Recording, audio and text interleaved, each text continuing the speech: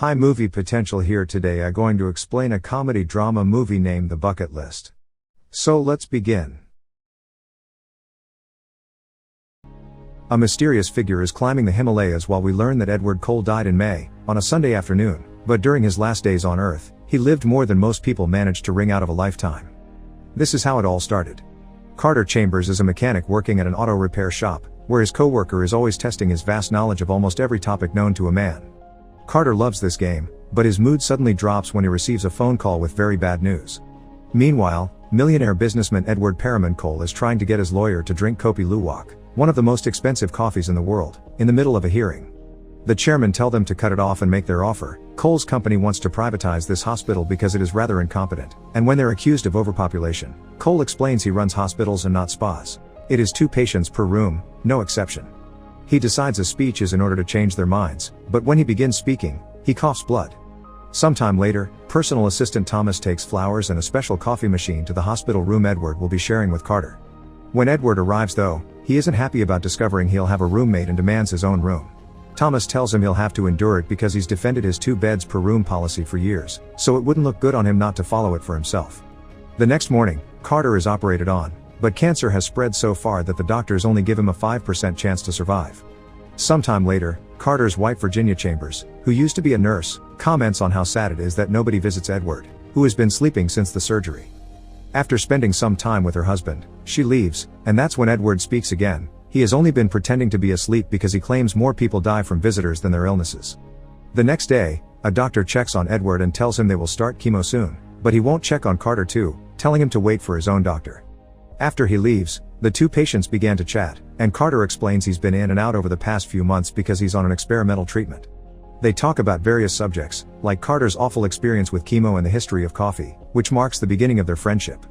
Later at night, Thomas brings Edward fine food from an expensive restaurant, and he happily eats it while ignoring Carter's warning against doing so on the same day he started chemo. Just as he predicts, Edward ends up throwing it all out in the toilet. Days pass and Edward learns to deal with how weak his body feels because of chemo. One afternoon, after Carter is visited by one of his sons, the 2 of them get to talk about family. Carter has 3 kids he adores, but things are a bit tense with his wife right now because she feels he isn't taking enough care of himself. He wanted to be a history professor and even started college when he was young, but when Virginia got pregnant, he had to look for a job to support the family. Edward, on the other hand, has been married 4 times, and none of those lasted long. He's been making money since he was 16 and work is the most successful relationship he's ever had. Days continue to pass and both men support each other while going through the side effects of chemo.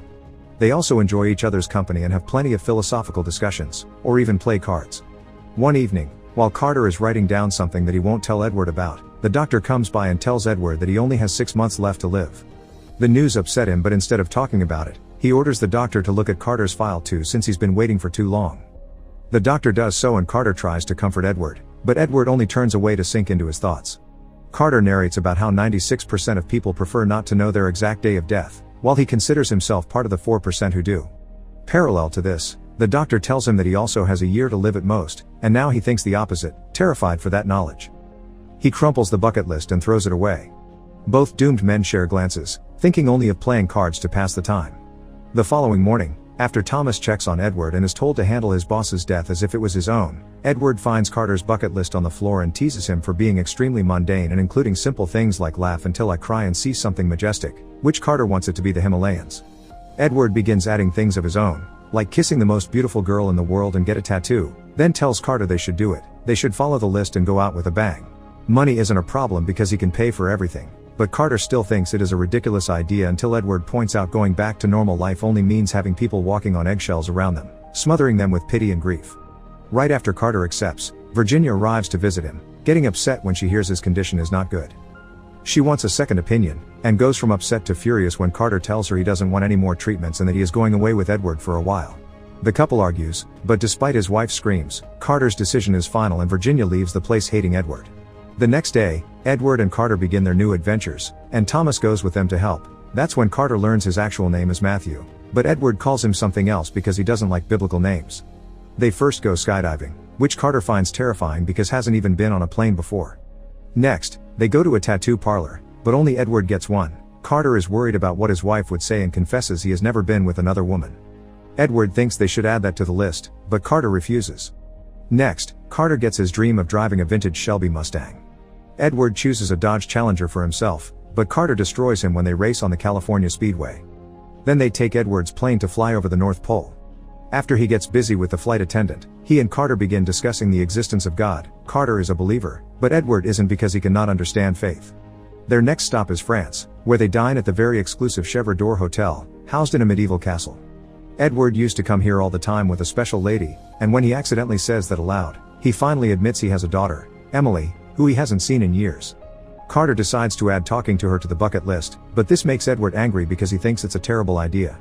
Suddenly, however, Carter runs out of the room and Edward follows him, ready to apologize for his outburst, only to find out Carter in front of a mirror with blood on his shirt. It turns out his catheter came loose, but he fixes it himself and refuses to go to the hospital, so they return to their hotel room. While Carter takes a bath, Edward gets a call from Virginia, who demands to have her husband back. She used to work as a nurse, so she is ready for his eventual death, but she doesn't want to lose him while he is still alive. Feeling guilty, especially after the catheter incident, Edward goes to talk to Carter and tells him they should stop doing this. Carter immediately guesses his friend talked to Virginia and promises he isn't doing this because Carter pressured him into it. There's been a hole in his life since his last kid left home, and now he's getting to live again. Their trips around the world continue. They go on a lion safari in Tanzania, and Carter convinces Edward not to kill any animals, although Edward still shoots his weapon at the air just for fun. Next, they visit the pyramids, which Carter still doesn't consider majestic enough. He tells Edward about the Egyptians' beliefs about death, and the questions they believe the gods ask when you arrive at heaven's door to determine if you could enter. The first one is if you've found joy in your life, to which Edward answers yes. The second question is if your life has brought joy to others, which Edward isn't unsure about, so he decides to tell the story of how he lost contact with Emily. After the divorce, she went to live with her mother, so they would only see each other during the holidays or talk on the phone. After she went to college, she started dating a guy that Edward didn't like much, so he was against them getting married. This upset Emily, who didn't invite her father to the wedding. A few months later though, Emily showed up at his house, admitting her husband had hit her. Edward wanted to bash his brains in, but Emily wouldn't let him because trauma made her defend her husband, claiming it wasn't his fault and that she had started the fight. When it happened again, Emily didn't go to her dad, and Edward only learned about it because his ex-wife told him. So he did what any father would do, he hired a thug that threatened Emily's husband and got him to leave her. This made Emily furious, she called Edward names and told him he was dead to her. Regardless of her reaction, he doesn't regret it, and he'd do it all again even if it means not being allowed into Egyptian heaven. Next they go to India and visit the Taj Mahal, where they discuss their funeral options. Edward is still unsure of what he wants for his body, but Carter already knows he wants to be cremated and his ashes should be put in a can and buried someplace with a view. Afterward, they ride motorcycles on the Great Wall of China, then visit Mount Everest, where Thomas brings them bad news. Having come during winter was a bad idea because there are storms going on the mountaintops that won't stop until spring, so they cannot go climbing as planned. Since Carter doesn't get to see his beloved mountains, Edward thinks this may be a sign for them to stop, but Carter gets angry and demands to keep going. Their next stop is Hong Kong, where Carter meets a woman at a bar that he immediately connects with. They talk about mountain climbing and she shares her experience in a very poetic way that quite impresses him, but he still turns her down when she asks him to join her in her room. Carter returns to his own room and calls out Edward for having paid that woman for him, before announcing he is done with the bucket list and wants to go home. When they arrive in the USA, Thomas doesn't take them home, he's following a secret plan Carter came up with and takes them to Emily's house.